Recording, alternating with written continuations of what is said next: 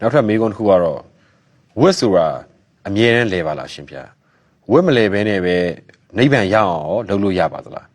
နောက်တစ်ခုကအဟောတိကံဆိုတာရောဘာပါလဲရှင်ဗျာ အဲ့မှာဝတ်ဆိုတဲ့စကားလုံးကိုဖုံးဖို့ရှင်းပြမယ် မှန် ပမာရီနားလဲနေတာ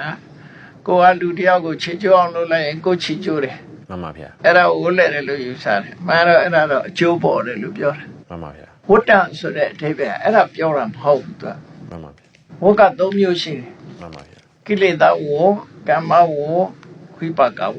ဝတ္တဆိုတာလဲပတ်ပြီးဖြစ်တာအကြောင်းနဲ့အကျိုးနဲ့လဲပတ်နေတာ မှန်ပါဗျာ ဥပမာဘဝကြီးဆိုဘုန်းတို့လဲပတ်တာလေအခုမနေ့ဆိုရင်နေထွက်လာတယ်ပြီးရင်နေဝင်သွားတယ် မှန်ပါဗျာ ညရောက်တယ်ပြီးရင်တစ်ခါမနေ့ရောက်တယ်ဒါလည်းလဲပတ်နေတာပဲလေ မှန်ပါဗျာ လဲပတ်မှုကိုဝတ္တလို့ခေါ်တယ် မှန်ပါဗျာ အဲ့တော့ဘာဒီလဲပတ်တာတော့ဆိုရင်ရှင်တဲ့ကလိုချင်တဲ့စိတ်တွေဖြစ်တယ် မှန်ပါ ကိလေသာ မှန်ပါဗျာ လိုချင်တဲ့စိတ်ဖြစ်တော့ရအောင်လုပ်တယ်ကံ ကံတယ်ပါ ရလာတဲ့ဝိပါကအကျိုး မှန်ပါဗျာ လိုချင်တယ်ရအောင်လုပ်တယ်ရတယ်လိုချင်ပြန်တယ်ရအောင်လုပ်ပြန်တယ်ကြိုးစားပြန်တယ်ဆိုတော့ဒီအကြောင်းအကျိုးကြီးကလဲပတ်နေတာဟိုဒါဝတ်လို့ခေါ်တယ်ဝတ်မလဲပဲနိဗ္ဗာန်ရအောင်လုပ်လို့ရလားဆိုတော့ဒီအကြောင်းအကျိုးဆက်ဆက်နေတာတွေကိုနိဗ္ဗာန်ရအောင်လုပ်တယ်ဆိုတာကဒီထဲကလုပ်ရတယ်သူက မှန်ပါဗျာ ဝတ်ထဲမှာပဲနိဗ္ဗာန်ရအောင်လုပ်လို့ရတယ်နိဗ္ဗာန်ရောက်သွားရင်ကတော့ဝတ်တာတွေကထွက်သွားပြီသူက မှန်ပါဗျာ ဒီထဲမှာသူကလုပ်လို့ရတယ်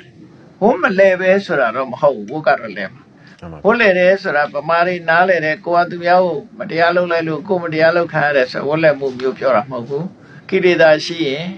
ကံဆိုတဲ့အလုပ်တရားရှိလာတယ်ကံရှိလို့ရှိရင်အကျိုးတရားဆိုတာရှိလာတယ်နော်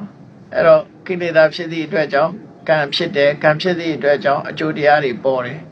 အဲ့ဒီအကြောင်းအကျိုးဟာလက်ပတ်နေတယ်လို့ဆိုလို့တယ်နော်အဲ့ဒီလက်ပတ်မှုကိုရက်တော့အောင်လုံးမနေပါရအောင်အဲ့တော့ရက်တော့အောင်လုံးတယ်ဆိုတာဒီဝတ်ထဲမှာပဲလုံးလို့ရတယ်ကိလေသာကိုဖယ်ရှားဖို့ကြိုးစားရမယ် မှန်ပါဗျာ ကိလေသာကိုဖယ်ရှားလိုက်လို့ရှိရင်ကိလေသာတွေငြိမ်းသွားရင်ကံကလည်းပြတ်သွားရော မှန်ပါဗျာ ကိလေသာនិရောဓိကမ္မនិရောဓတော့ကိလေသာငြိမ်းမှကံငြိမ်းတယ် မှန်ပါဗျာ ကိလေသာငြိမ်းသွားရင်ကံငြိမ်းသွားတယ်ကံငြိမ်းသွားလို့ရှိရင်ဝိပါကဆိုတဲ့နောက်ကအကျိုးမလာတော့ဘူး မှန်ပါဗျာ အဲ့ဒါနေပါရောက်ချင်းပဲဖြစ်တယ်ပေါ့နော်ဟောတိကံဆိုတာကနားလည်အောင်ပြောရမယ်ဆိုရင် expire ဖြစ်တော့ပြောတာ မှန်ပါဗျာ expire ဆိုတာဆေးပစ္စည်းနဲ့သတ်မှတ်ထားတဲ့အချိန်ကုန်လို့ရှိရင်သူက expire ဖြစ်တာ မှန်ပါဗျာ ဘာပစ္စည်းပဲဖြစ်ဖြစ်သတ်မှတ်ထားတဲ့အချိန်ပိုင်းကျော်သွားရင်ဒါ expire ဖြစ်တာ မှန်ပါဗျာ ဒါအဟောတိကံရဲ့အဓိပ္ပာယ်ကကံအနေနဲ့တော့ဖြစ်သွားပြီအကျိုးမလာတော့ချိန်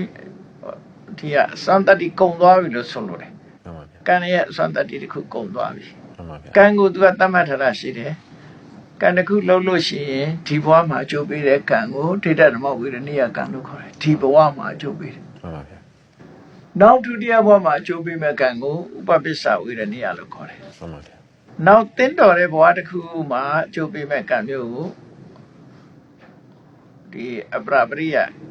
ဝိရဏိယကံလို့ခေါ်တယ်အဲကံသုံးမျိုးဒီဘဝမှာအကျိုးပေးမဲ့ကံကသူအကြောင်းအကျိုးမညီသည့်အတွက်ကြောင့်သူကအကျိုးထုတ်လို့ရမှာမထုတ်လို့ဘူးဒီဘဝကလည်းပြီးဆုံးသွားပြီဆိုရင်အဲကံအဟောတိဖြစ်သွား အဲ့ဆိုအဲ့ကံကောင်းတာရောဆိုးတာရောနှစ်ခုစလုံးဖြစ်နေ နှစ်ခုစလုံးဖြစ်တယ်နှစ်ခုစလုံးနဲ့သက်ဆိုင်တယ်